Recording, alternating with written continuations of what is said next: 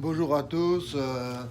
Ici maintenant, j'ai reçu un message de chez YouTube qui me dit comme quoi je ne peux pas disposer du live parce que je n'ai pas assez de vues, donc c'est normal. Hein. Mais en attendant, je vois pas pourquoi moi je pourrais pas faire du live. Enfin bref, hein. C'est une question de pognon de nouveau. Le live c'est réservé aux gens qui ont beaucoup d'usagers, de gens qui viennent chez eux. Et c'est un privilège hein, le live. Hein. Donc ici, j'ai profité des 3 premiers lives pour, euh, pour un peu montrer ma chaîne aux gens. Et maintenant, je ferai alors en enregistré. Bon, à mon niveau, ça change pas grand chose. Donc, que ce soit en live ou pas en live, c'est la même chose. Il n'y a pas de différence. Donc, on a essayé le live qui allait très bien, j'étais content. Petit problème au niveau du live, monsieur YouTube. Hein. Ça vous pas faire plaisir, mais c'est pas mon problème. Quand on fait du live, on est obligé de rester en portrait pour encoder le titre et tout ce qui s'ensuit. Et alors, moi, je mettais mon GSM directement sur sa longueur pour l'écran. Et je me retrouvais à devoir prendre mon téléphone hors du trépied pour encoder les textes. Et puis après, je le remettais sur sa plateforme. Donc, je reperdais les, les choses que je faisais. Donc, ce que je faisais d'un côté, je perdais de l'autre. Donc, je passais 5 minutes à le mettre droit pour me retrouver d'un coup à devoir faire des nouveaux réglages. Bon, ici, le réglage est fait directement. Il n'y a pas de prise de tête. Et alors, aujourd'hui, ça va être quoi? D'abord, je vais changer un peu le skin. Comme ça fera du bien. Voilà, on va mettre un autre skin. On va partir sur du vert. Voilà. Donc ici, de nouveau, comme j'avais expliqué dans la première vidéo, on fait un restart, full restart, voilà. Donc ici, merci de ne pas pouvoir utiliser le live, parce que pour finir le live, bah, c'était plus emmerdant qu'autre chose, du fait que chaque fois, j'étais obligé d'encoder la vidéo au niveau du titre, et je perdais mes paramètres de vidéo du trépied que j'avais comme support. Donc chaque fois, je me retrouvais à devoir refaire des réglages après avoir marqué. Des fois, il voulait pas me laisser sur sa longueur, il me disait qu'il fallait mettre en portrait. Donc franchement, à mon niveau, le live, ça me fait ni chaud ni froid. Hein. Donc ça, c'était la petite info du jour sur le live. Ouais, basta. Hein. Et alors, aujourd'hui, on va voir quoi? On va aller dans les jeux prévus pour Xbox et voir si le DVD qui sortait à l'époque en compilation de certains jeux qu'on a maintenant en émulateur était vraiment bien fait. Est-ce que c'était conçu pour la Xbox au niveau de la préparation du thème, comment ils étaient regroupés les jeux, comment les jeux étaient exploités au niveau du graphique par rapport à la Xbox. Est-ce que c'était simplement du remplissage d'écran et on mettait les titres dedans et c'était bon comme ça, ou il y avait un gros travail qui était fait. Donc la question, est-ce que, puisque maintenant on est revenu au système des compilations de jeux, maintenant c'est les machines, hein, donc maintenant on est passé au stade supérieur. Avant, c'était les DVD qui étaient compilés par Atari ou Sega, mais c'était au niveau de DVD ou de CD, ça dépendait de la plateforme. Pour passer directement à la mode d'aujourd'hui qui est la NES en petit mini NES, toutes les générations actuelles. Donc ici, on va regarder on va prendre le premier qui vient. Et il est assez symbolique, c'est Atari Anthology. Est-ce que Atari Anthology, qui était sorti à l'époque, donc en 2002, 2003, 2004, on va voir ça.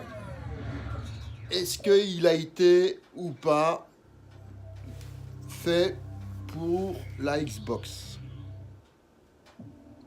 Ou c'était du bullshit? Ou on avait foutu n'importe quoi dedans comme présentation, et c'était bon comme ça, on se fait un max de blé. Donc c'est une compilation qui est sortie en 2004. Donc on va dire dans l'âge d'or de la Xbox. Donc est-ce que eux ils ont amélioré les jeux qu'ils vont nous présenter? Donc ici c'est vraiment la source des jeux vidéo, hein. Atari c'est ceux qui ont inventé Pac-Man et d'autres jeux qui sont hyper célèbres et qui sont devenus des valeurs de référence au niveau du jeu vidéo. Est-ce qu'ils ont fait des efforts ou que dalle? Déjà la présentation est déjà belle, hein. Donc voilà comment on avait la présentation, les arcades originales. Donc ça veut dire que c'est le graphique comme c'était à l'époque.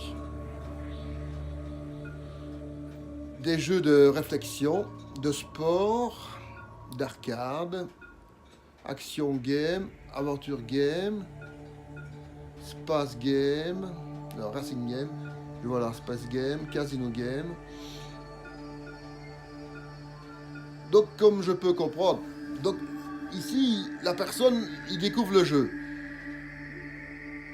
Donc en fait c'est déjà pas bien clair. On aurait dû faire une partie arcade originale et de l'autre améliorer et les mettre en sous-secteur les jeux améliorés.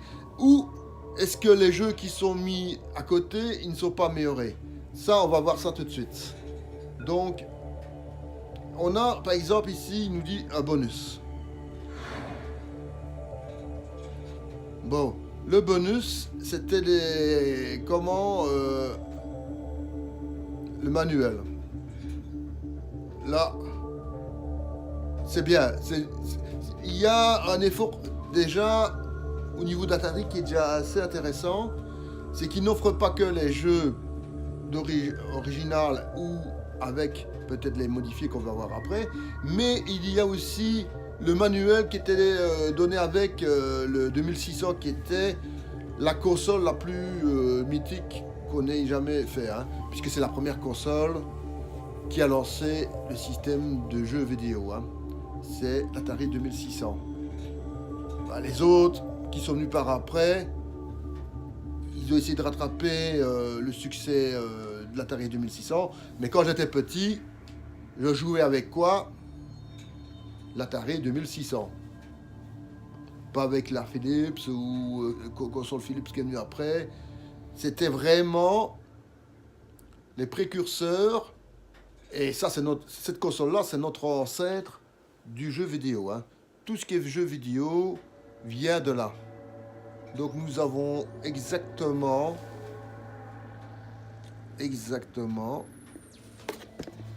la présentation. Vraiment la présentation, hein. Vraiment la présentation de ce qui était à l'époque, comment on devait le mettre. Ça c'est intéressant parce qu'il y a des jeunes qui ne connaissent pas, ils disent on met la prise HDMI derrière et c'est bon. Non, ça marchait pas comme ça à l'époque, hein. Donc comment on assemblait la console, comment on mettait la cartouche, donc en éteignant, donc il fallait éteindre, hein. Alors toutes les sortes de switch qu'il y avait sur la console, à quoi ça servait. Alors là, il y avait une explication sur la maintenance qui était du bullshit, hein, parce que ça ne servait à rien, il n'y a personne qui faisait de la maintenance sur la console. Ça, c'est lui qui a fondé Atari, le Bushnell. Voilà. C'est le père de la vidéo game, hein. Donc ici, on est vraiment dans le... Et il nous donne une option de...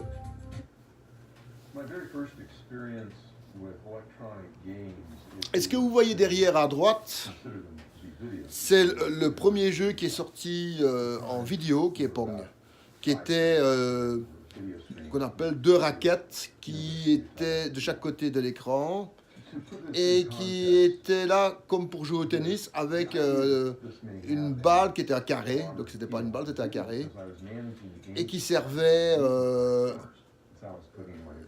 de ballon pour passer la raquette de chaque côté pour gagner un point. Et ce premier jeu-là, c'était le premier jeu vidéo qui a existé. Donc les gens, ils achetaient les consoles par paquet pour jouer à ce jeu-là. Donc moi, j'ai passé des heures à jouer à Pong. Et maintenant, vous voulez jouer à Pong, on va bien rigoler. Hein. Mais c'était comme ça à l'époque. C'était noir et blanc, monochrome, pas de couleur. Et alors, comme sprite sur l'écran, c'était deux rectangles et un carré. Et alors les chiffres qui vous indiquaient le nombre de balles que vous aviez réussi à faire passer à travers la raquette de votre adversaire. C'était tout.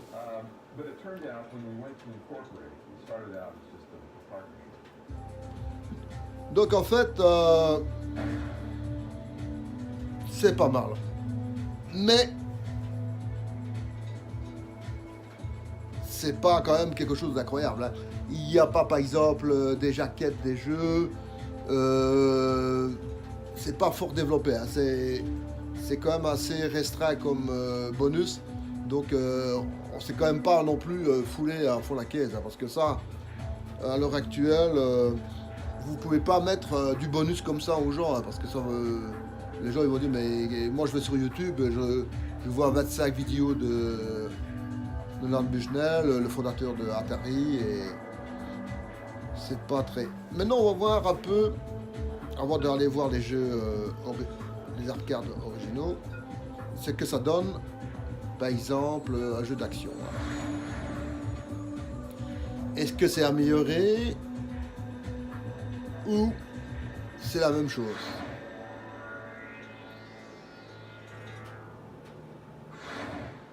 Présentation est très belle. Hein.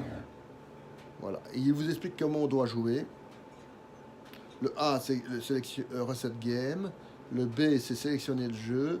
Le L, c'est pour la difficulté. Le R, la gâchette de droite, c'est la difficulté du deuxième joueur. X, le mode couleur. Ou peut-être bien noir et blanc. Ouais. Parce qu'il y avait à l'époque des TV noir et blanc. Alors, le bouton gris, noir, c'est exit. On retourne.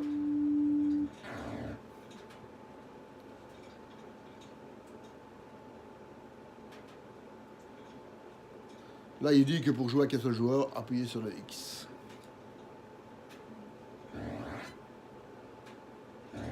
Donc, vous voyez, à droite, le canon ne bouge pas, il ne s'incline pas.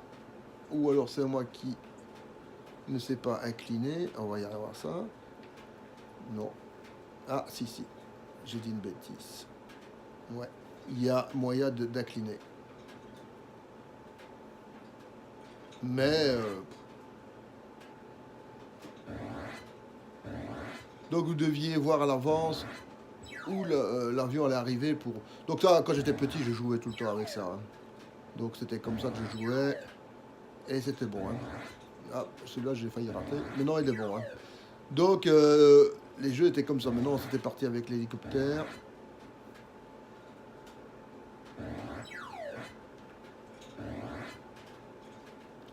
Voilà. Yes.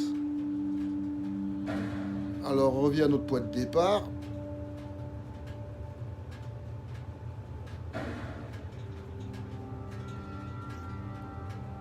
Est-ce que ça, c'est le graphique amélioré? Donc c'est quand même quelque chose où on va prendre Centipede.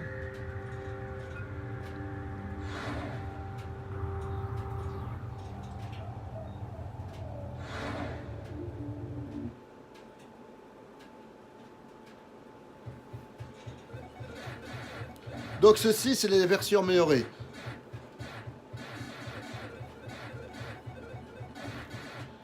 Mais c'est pas très clair hein, comme manière de présenter. Donc, en fait, ce qu'il aurait fallu faire au niveau... c'est faire deux répertoires. Un répertoire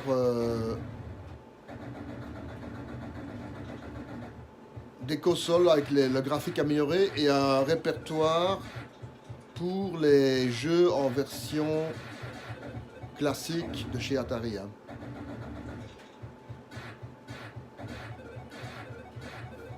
En fait, ça c'est le bonus, hein, puisque à l'époque, à 2600, on n'offrait pas des graphiques pareils. Hein.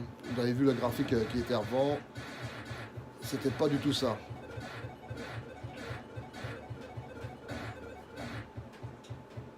Bah, pour moi, c'est un raté quand même. Hein. Pourquoi c'est un raté? Parce que ils auraient pu améliorer le système. Moi-même, j'ai pas compris que ça, c'était les améliorer. Quand on va à borne arcade, parce qu'en borne arcade, il existait aussi les versions de la 2600. Hein, donc, c'était un peu amélioré, mais il y avait aussi des versions noir et blanc et ça. Donc, on va voir maintenant.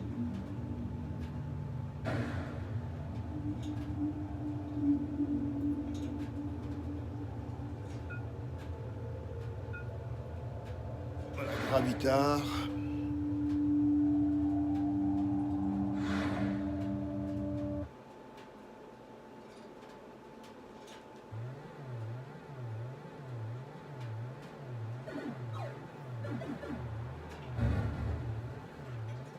Essaye de voir ce qui se passe.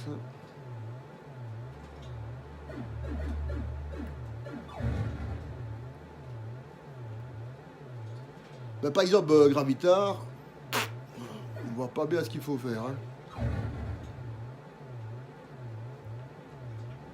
Est-ce que j'ai le mauvais bouton?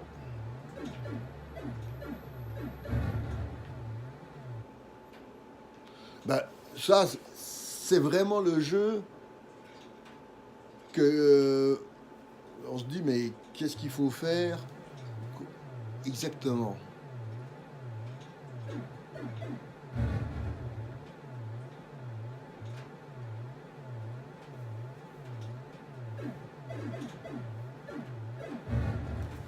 Qu'est-ce qui bouge, qu'est-ce qui ne bouge pas?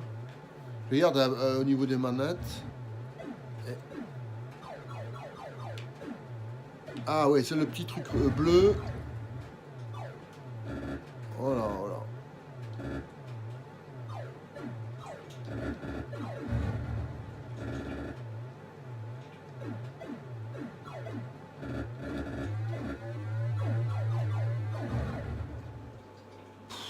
Voilà, donc voilà, on tourne comme ça.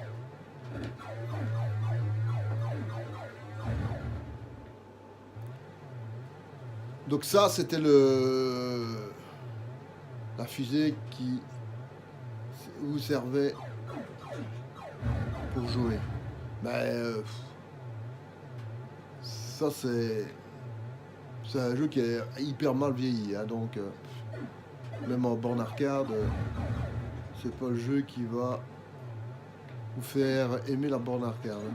Mais enfin, c'est comme ça. C'était les jeux de l'époque. Et une fois que vous avez compris que c'est ça votre vaisseau, parce que je voyais pas bien où était mon vaisseau là-dedans.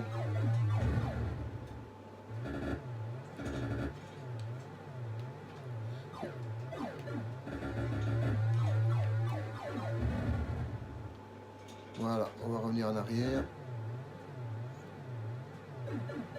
Voilà.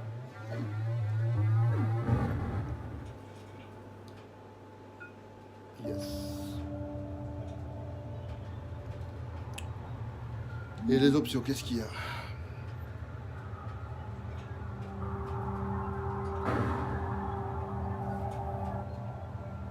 On va faire un reset. Bah, conclusion de la première compilation qu'on vient d'avoir, bof, hein. Sous ce coup-là, Atari, c'était pas eux qui avaient réussi à faire.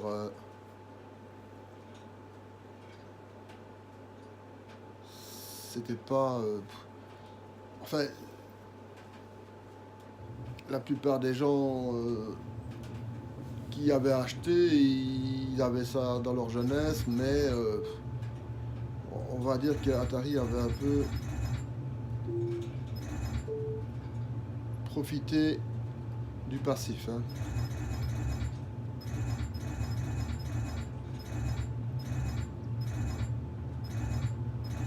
On va avoir une autre compilation en espérant qu'elle soit de meilleure facture, que ce soit plus agréable aussi que ce qu'on vient de voir. Hein.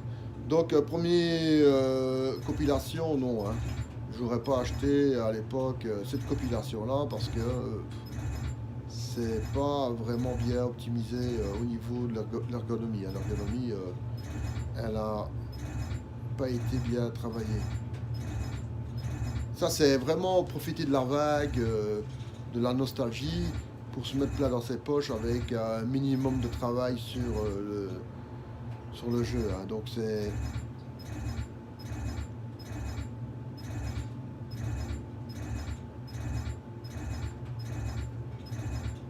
Voilà. Maintenant, on passe chez Midway, qui est une légende dans les bornes arcade. Et là, on va voir s'il y a eu un travail dessus ou pas.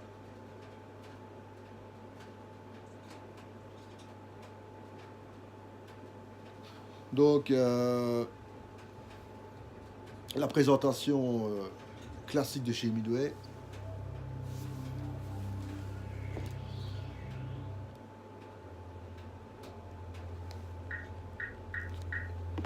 Présentation de base, pour moi, magnifique. Hein. C'est bien présenté déjà. Animation égyptienne comme ça, c'est beau. Hein. C'est déjà un bon point de travail. Par rapport à chez Atari, on voyait des planètes, c'était beau, mais... Alors ici, ils ont fait dans le sombre. Hein. On ne va pas dire qu'ils ont... Ça, c'est le premier jeu. Juste, qui est le deuxième. Donc le premier, on peut voir peut-être l'année... Ou pas. Les années 80. Mais je vais vous donner une date exacte et pas une bêtise. Donc ici, nous avons Juste, qui date de 82. C'est vraiment le tout début des bornes arcade. Hein. Donc le graphique est assez simpliste. Mais c'est de la couleur quand même. Hein. Il me semble que je vois 90.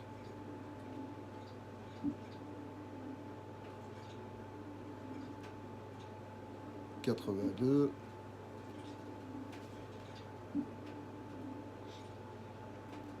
Donc comme j'avais pu remarquer maintenant à l'instant, si vous regardez complètement à gauche, il y a un symbole qui clignote.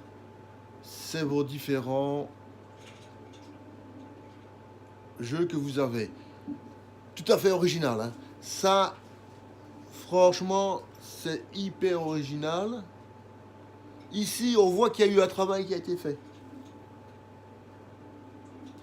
Et alors, on peut voir les options. Il y a une option.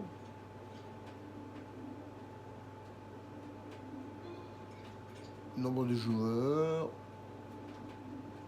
On peut mettre un maximum, hein, donc on va pas se gêner. Si on se fait mettre... non, attends, ça marche comment ce truc? Donc 3. Voilà, donc là on s'est donné à 3 continus.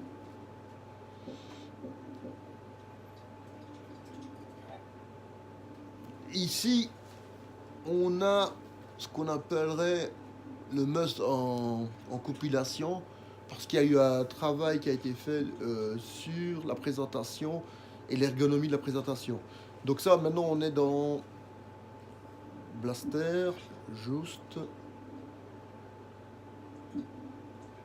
Road Blaster, avec une présentation de l'image et tout. Alors, ouais, juste.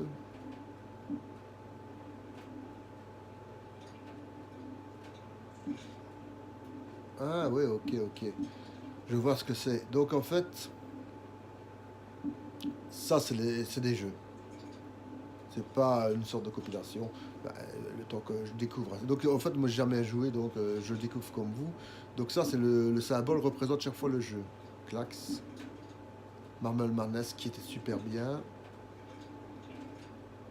William qui est pas mal du tout. Defender, j'ai joué des heures. Defender 2. Ça c'est pas mal, c'est Paper Boy je crois, ouais c'est ça, ouais. Qui était un super beau jeu, pas facile avec un vélo. Vous êtes sur un vélo, vous êtes un petit garçon qui devait livrer des journaux aux habitants en évitant des chiens qui vous attaquent, des gens qui vous embêtent, et tout ce qui s'ensuit, des voitures. C'est pas mal du tout. C'est pas mal du tout. Ça c'est pas mal. Gauntlet. Attends, là j'ai pris quoi? C'est Gauntlet 2 peut-être? Non, Smash TV, donc ça. Un jeu 3D.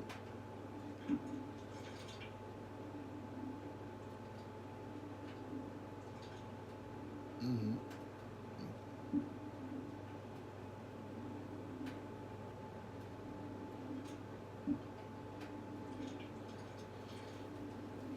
On va dire que si on voit le titre quand même, mais ça aurait été un peu plus cool quand même qu'il y ait à un moment donné une image fixe pour voir le titre correct, hein, parce que Robotron 2004, c'est un super beau jeu. Je vais vous faire une présentation après. Très dur, hein, mais il est bien.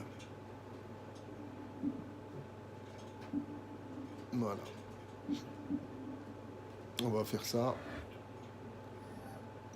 Alors, voilà, mouvement, c'est normal. Le feu, c'est le joystick de droite. Faire down, faire right, faire up, faire life. Donc ici, les quatre boutons surf, menu, disable, gain mouvement, up, donc qui servent pour aller dans chaque direction. Donc en haut, en bas, le A, en haut le Y, le X c'est le gauche et le S, le B, je lui laisse. Le B c'est à droite. Les mouvements, ok, ça c'est bon.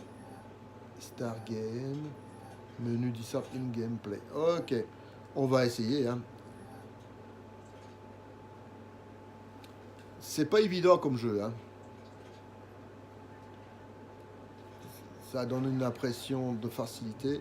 Donc ici, on va essayer d'un max. Donc il ne faut pas vous laisser emprisonner. Donc il faut essayer d'aller carrément à droite. Retirer à droite.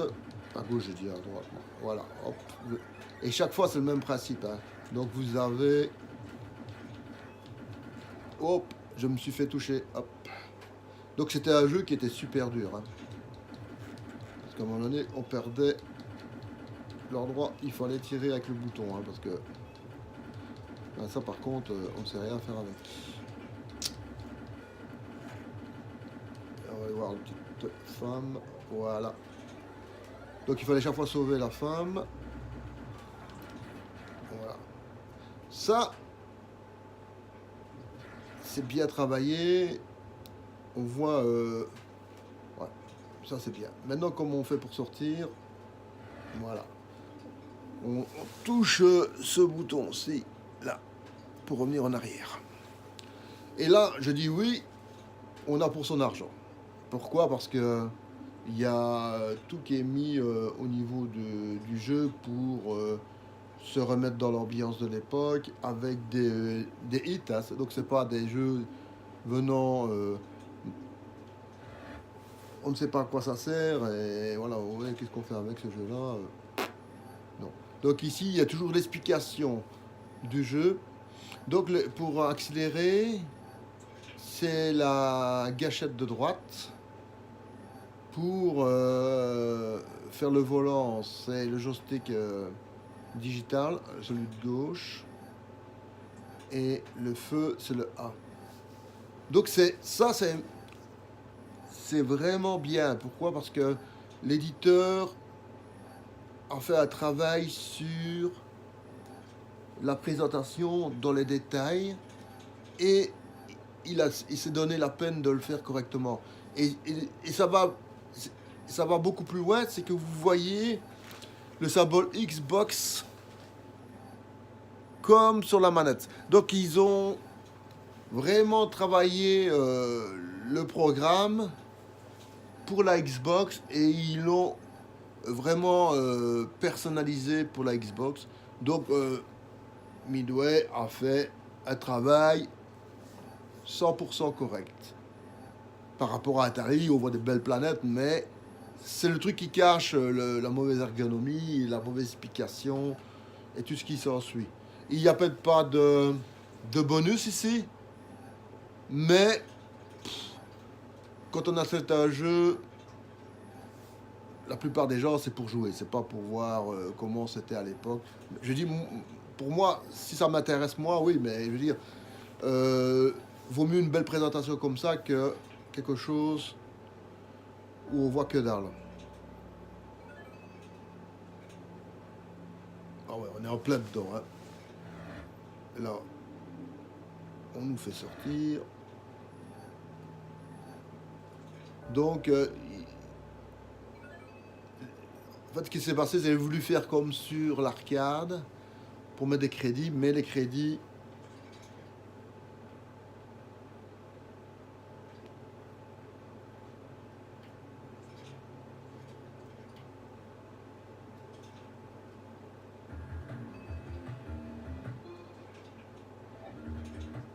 on va prendre ça. Hein.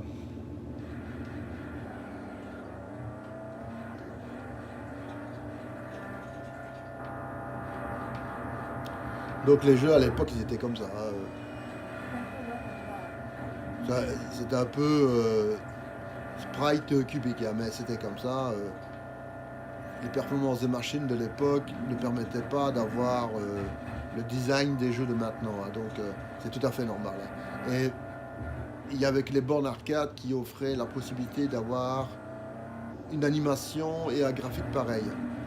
Les computers de l'époque, c'était pire que ça. Hein. Donc, si vous vouliez jouer vraiment à des beaux jeux à l'époque, c'était sur borne arcade. Hein. Pas sur... ben là, ça marchait pas. Ça servait à rien de vouloir nous rentrer dedans. Voilà.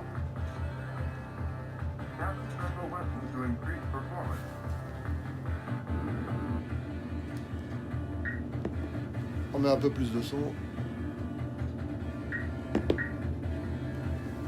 Et on démarre. Bouton A pour tirer. Joystick analogique pour le guider. J'aurais préféré la croix directionnelle parce que la sensibilité pour moi est plus agréable. Mais ça correspond à l'époque au joystick qu'il y avait sur la borne arcade. Hein. C'est pour ça qu'ils l'ont pris plutôt que le pad directionnel. Hein. Donc ils ont voulu pousser la sensation borne arcade au plus haut niveau. Hein. Donc ça veut dire qu'ils ont utilisé le petit joystick de la commande. Je vous montrerai après ce que j'essaie de vous expliquer. Là, plus d'essence, salut, au revoir. Donc maintenant j'utilise mon Continuous.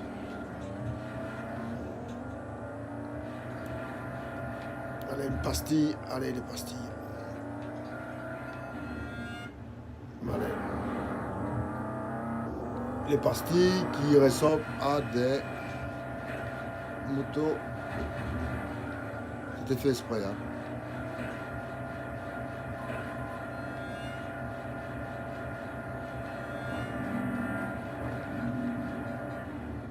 Là, les mauves sont à déstructer. Bon.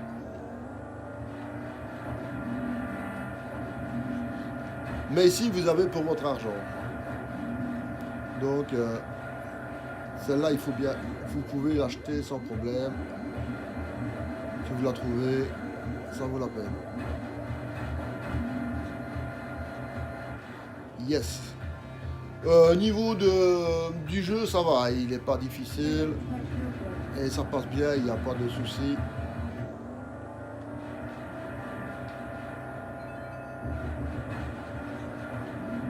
On calcule des bonus comme sur Pac-Man. Hein. Donc c'est un peu comme Pac-Man ici. Hein.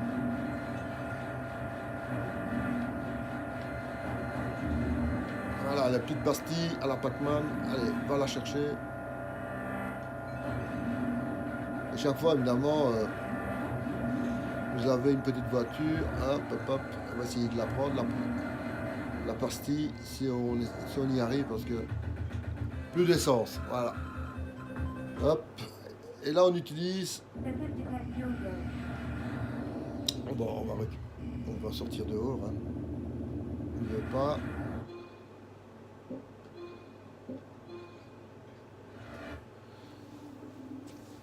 Alors, on va sortir dehors en faisant une double recette. Voilà.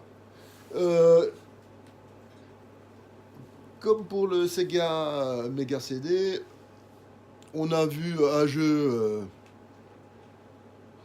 qui arnaquait les gens, on va dire. On peut dire ça comme ça, ouais. Et alors, on a eu alors à côté un autre jeu qui avait été travaillé correctement pour que les gens puissent jouer. Donc l'un dans l'autre, je vais diminuer le feu. Nous avons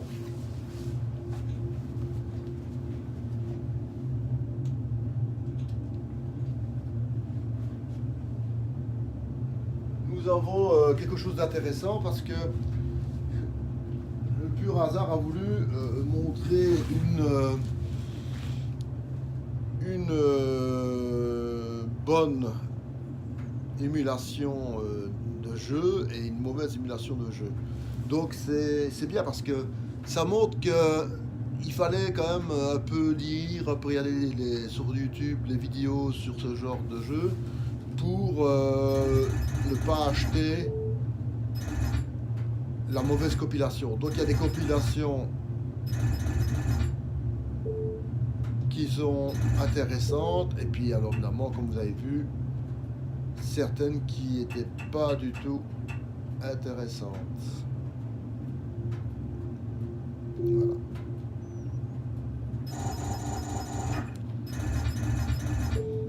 Alors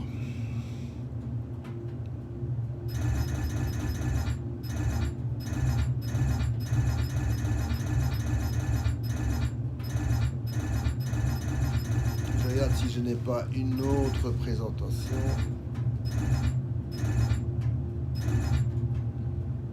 D'abord faire un reset pour que l'image soit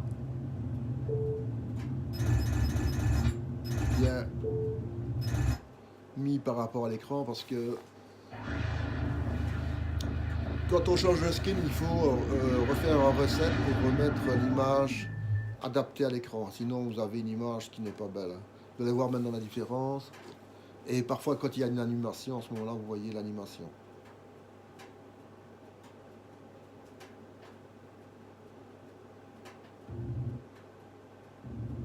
Voilà. Donc on y est ici. C'est un peu mieux.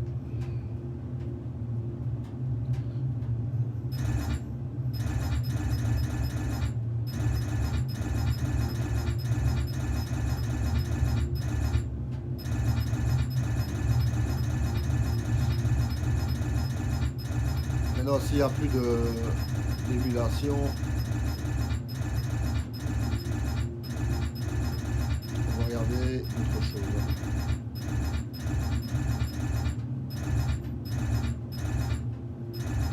Oui, on va prendre par exemple, je ne l'ai pas encore testé, Metal Slug 3. Est-ce que Metal Slug 3, qui a été retravaillé entièrement pour la Xbox, est-ce que c'est un bon achat ou pas un bon achat? Parce qu'il y a des gens qui disent ouais mais j'ai trouvé en occasion ce DVD sur Metal Slug, est-ce que je l'achète? Est-ce que je mets 10 euros ou 15 euros par eBay ou par magasin? Ou je l'achète pas parce que j'ai vu une vidéo où on m'a montré que c'était pas bien du tout. Est-ce qu'on est vraiment comme sur la Neo Geo ou même amélioré où le graphique est moins bien? On va voir. Ça, c'est ce qu'on appelle l'émulation d'un jeu tout seul, sans être dans une compilation. Donc on est dans une autre sorte d'émulation du jeu, mais tout seul. Donc il n'est pas avec un autre, il est tout seul. Donc ici, déjà,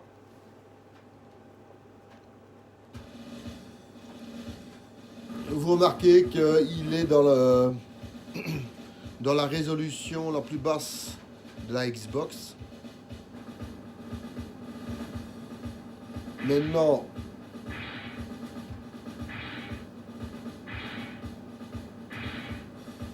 est-ce que dans les options,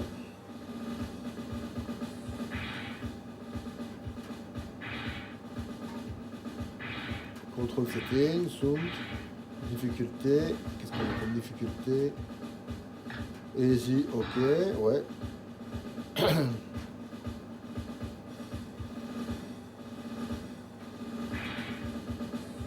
Qu'est-ce qu'on a? Change de number of running caractère de l'arcade mission.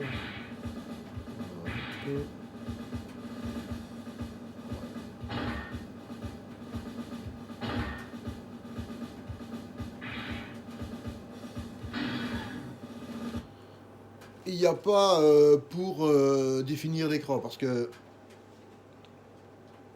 déjà ça c'est déjà un point négatif.